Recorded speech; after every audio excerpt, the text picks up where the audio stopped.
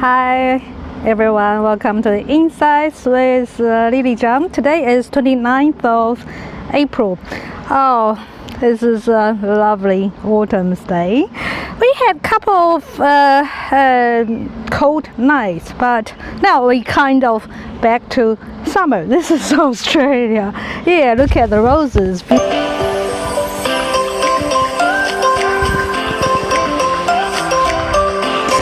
See, this is my mom's rose garden. She loves it, and of course I love it too. Look at how beautiful they are. Pink ladies, and I can't call out all their names. We can have pretty much like 10 months rose time.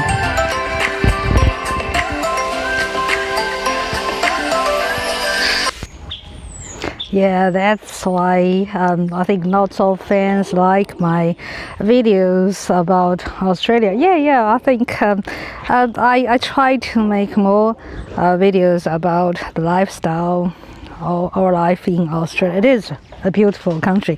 Yeah, and also it's the fusion of culture, a fusion of old meets new. Old world meets new world, and east meets west. So I'll show you here. Last weekend I've been to a restaurant called Chin Chin. That's a very typical Melbourne restaurant. It's a Vietnamese, southern Vietnamese street style restaurant, but it's got so much Australian culture, the Melbourne culture, Western style music, and everything that's just mixed together. You'll see from here. This is Melbourne's slenderest name. Melbourne's got very rich nightlife, full of restaurants, bars and clubs. Chin Chin is village. This is a restaurant and got bars as well with southeastern, especially Vietnamese street style food. Although it's the street style, but it's kind of fusion, you know. Fusion food is a typical Australian food. It's a combination of Asian, Australasia, and the Western food together. It's casual, but smart casual style.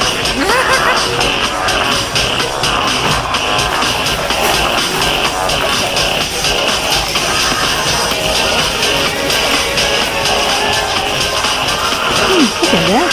Is that rabbit? Open kitchen. This is very popular in Melbourne's trendy restaurants. So you can check how their chef is cooking.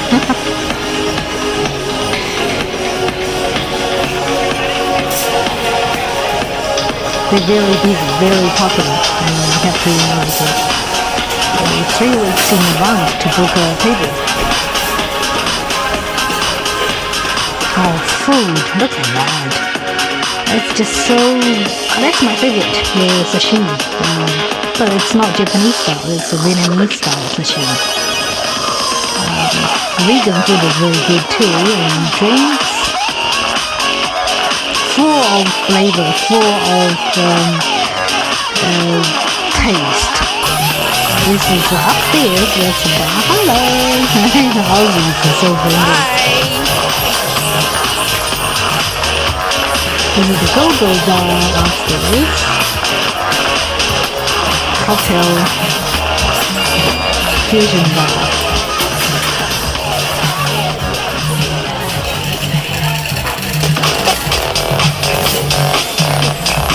Chin Chin also is full of art scene. See this? They regularly have support local temporary artists. They showcase their artwork, mainly contemporary. It's just totally different. They have a projected artwork on the wall. Very interesting. This is kind of coronavirus time out. Look at the wall.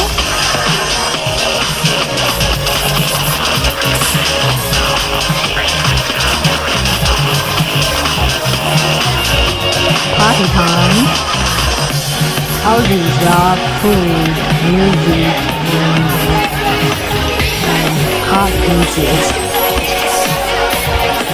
It's part of Melbourne culture, Melbourne nightlife.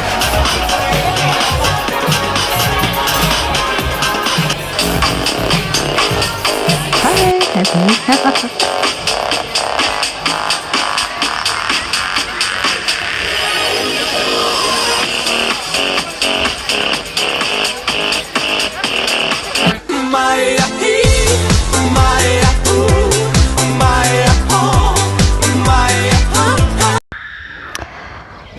Yeah, we had a good life here in Australia. I know it's so rare, so extraordinary at the moment in the world. I know we've had this coronavirus for a year. Seems this crisis is not from the situation in India. Seems we can't see the end of the crisis yet. Yes, we have some green bubbles, like I think call that bubble is good, like from Bloomberg's coronavirus resistance. They have an index. They listed quite a lot of countries, economies, how they deal with coronavirus. New Zealand used to be number one for a long time, and now Singapore is number one. So it's Singapore, New Zealand, Australia is number 3, and I think Israel is number 4. And then that's kind of Switzerland, Taiwan, those couple of countries. So I would say, it's been 1 year.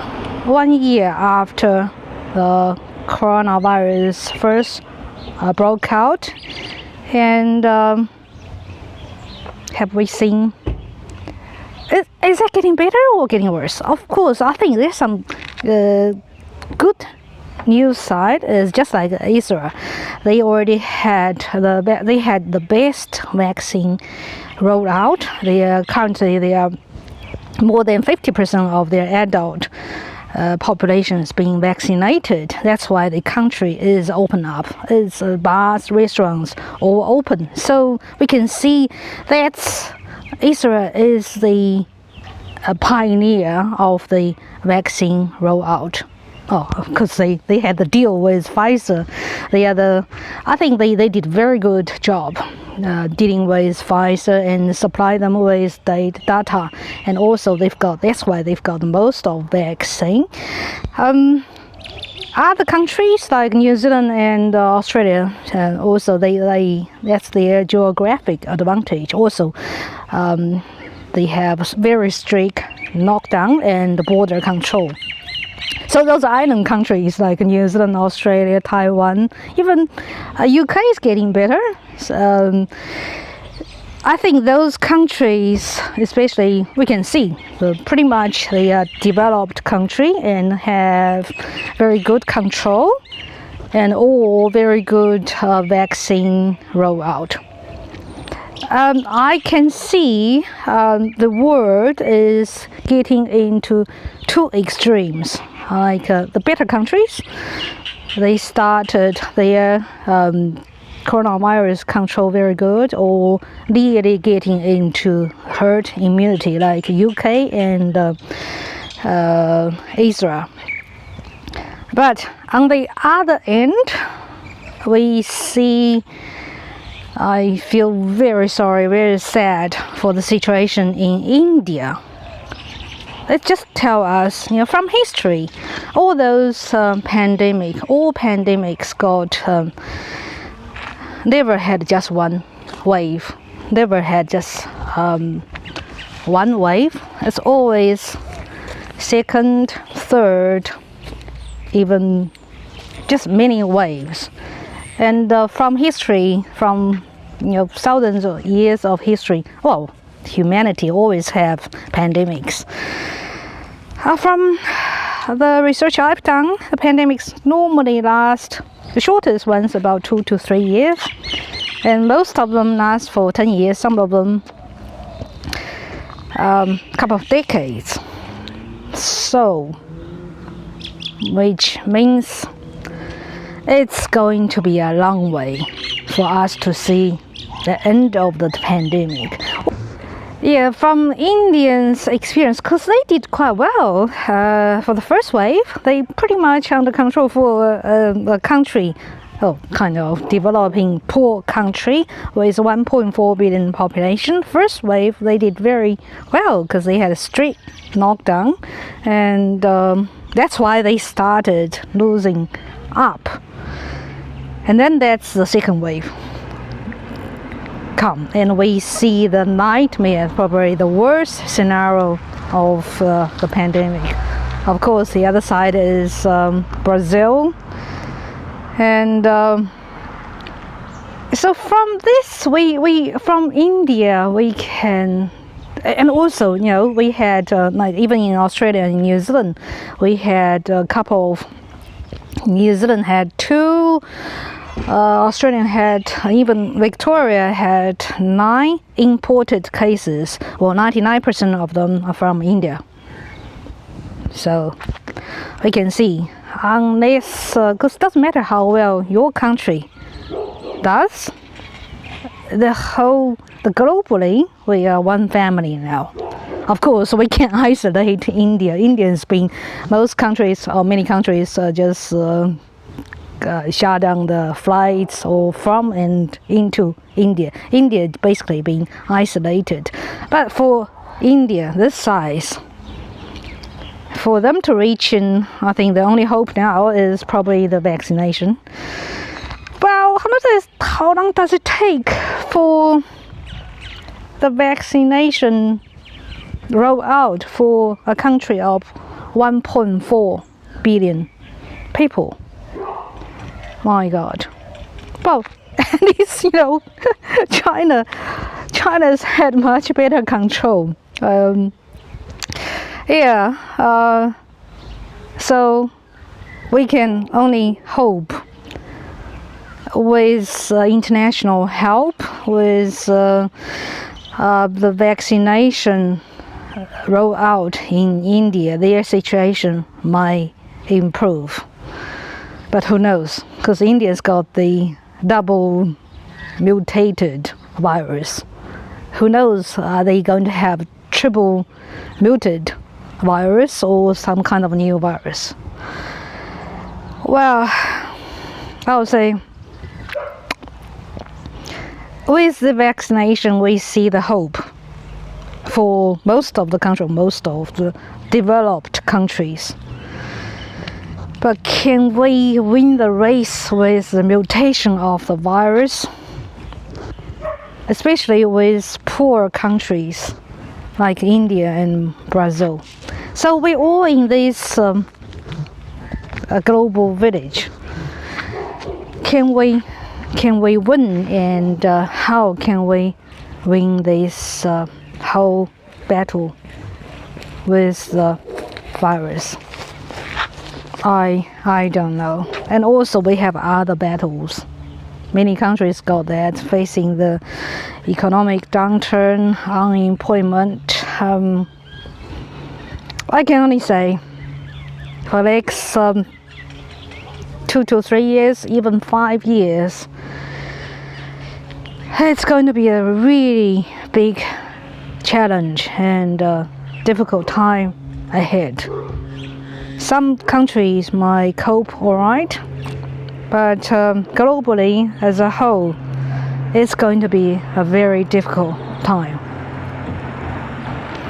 Well, I want to, so that's why I'm just sharing more fun time or lifestyle in Australia. I think we are kind of lucky. But all I can say is the only thing we can have is hope. As long as we have hope, tomorrow, I hope, will be better. Okay, well, see, that's the Australian sunshine. Oh, my eyes, I can hardly see now. It's such a beautiful day. Such a beautiful world in Australia. So I'm thinking about my friends in Europe, in Germany, even some of my Indian friends. Yeah, I know it's a difficult time for you guys, but even in Europe, yeah, there are some countries open up, like Austria and Italy, Netherlands. They just, I think those like a 7-day infection rate with like 160 people infected for every 100,000. Those data maybe needs to be. It's not the only measurement. Like other countries, like many countries like Netherlands, Austria, Italy, they don't care about that number. So Germany is a country really lack of initiative and innovation. The Germans are very good at follow the rules, but they sometimes they just they restricted themselves.